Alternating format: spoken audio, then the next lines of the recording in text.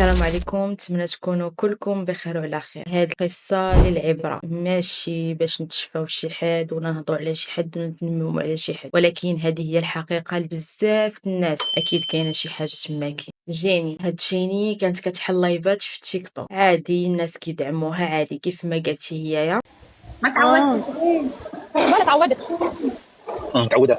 متعودة. شهرت في تيك توك مدة 8 أشهر. الشهر الأول ما كان حتى شي واحد كيدعمها، الشهر الثاني ما كان حتى شي واحد كيدعمها، حتى الشهر الثالث غير شي واحد سميتو فيتامين أول مرة غادي يلوح ليها 100 باش يجرها عنده، هو عارف مزيان أشنو باغي منها. هي فرحات وبقى كل مرة كيلوح ليها الدعم اللي هو ثقيل، وحتى ملي كيكونوا عندها جولات رسمية كيكونوا كيلوح ليها الدعم ديال بصح اللي كلشي تيقول ليها ما يمكنش شي واحد غيلوح لك داك الدعم غير هكاك. حتى بعض من المشاهير كانوا كيلوحوا ليها بهذا الشكل، وهي كتقول لهم راه نتوما كتغيروا مني، السيد راه ظريف ما عمر ما قال لي شي حاجه ماشي حتى ليها، بالعكس السيد راه كيبغي يعاونني. كيف ما تنقولوا نتوما راه غير حاسديني لانه نتوما ما عندكمش الدعم بداك الشكل اللي عندي. حتى لواحد النهار غادي يجي مشؤوم وداك الدعيم غادي يفضحها واحد الفضيحه اللي غادي تكون كبيره. غادي ينزل تصاورها والفيديوهات ديالها اللي ما فيهم ما يتشاف زائد 18. والله يخليكم غادي ينزل هاد الفيديوهات عنده في الصفحه ديالته تيك توك، من بعد تيك توك غادي يلغي ليه هاد الفيديوهات لانه اكيد ماشي ضمن السياسه ديالهم. وهو قال لح هاد الفيديوهات حيتاش كانت معصبه وحرقاش كيدعمها وهي ما بقاش كدوي معاه. يعني من الاخر ما عطيتينيش الفلوس راه اكيد ما نبقاش ندوي معاك. واحد عنده 60 عام شنو منتظرين منها؟ هي بغات فيه الفلوس هو بغى فيها حوايج اخرى كلكم عارفين. من بعد 3 ديال الاسابيع طالعه دابا لايف وكتعادي كتهضر مع المتابعين عادي،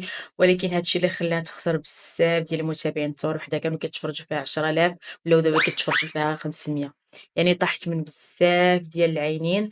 ولكن باقي كيجيها الدعم لعلاش كل واحد مشى الفرصه ديالته غادي يجي يعوضو واحد اخر باختصار، خصوصا ملي كيشوفوا دوك الفيديوهات ديالها. يعني راه باين المقابل ديالك انت شنو هوايه، لانه كاين بزاف ديال الناس عندهم الفلوس في داك البرنامج اللي انا كنسميه صراحه داك البرنامج بزاف ديال الناس خسروه لانه ولا وكر لا ما نقولها لانه اكيد غادي تحذف ليا في الفيديو. المهم راك نتوما عارفين وكر ديالاش، وهذا الشيء على حساب الكلام اللي قال بانه لحد الان خسر عليها شي 8 المليون. وكيف ما تيقول هي لبنانيه كان كيمشي عندها كل شهر لبنان، يعني تخيلوا معايا.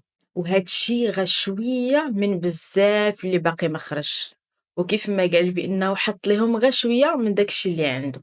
يعني تخيلوا معايا حتى لاش غادي تكون واصله. هي على ما اظن عندها 28 عام. واش هذه هي حقيقه تيك توك وحقيقه دوك المشهورات اللي كيحلوا اللايفات، ولا كل واحد وشنو؟ الصراحه انا حرت. وباش نقول دوك البنات اللي كيتسنغا في الدار شادين التليفون وتشوفوا الناس اللايفات كينزلوا لهم الاف الدولارات وتيقول لي علاش انا ما نكونش في بلاصتها، نقول لك اختي اكيد انت غادي تكوني احسن من بزاف ديال الناس. اكيد ماشي كلشي اللي كيحلوا لايفات تيكونوا خايبين، ولكن بزاف خايبين وبزاف زوينين. هنا باش نشوفوا بانه ماشي اي حاجه كنشوفوها من برا كنتيقوها، بالعكس راه ما خفيه كان اعظم. بزاف الحوايج اصلا بانوا في هاد العوام اللي فاتوا وبزاف الحوايج جايين قدام الله عز وجل. حتى هنا تنقول لكم باي باي حتى الفيديو جديد.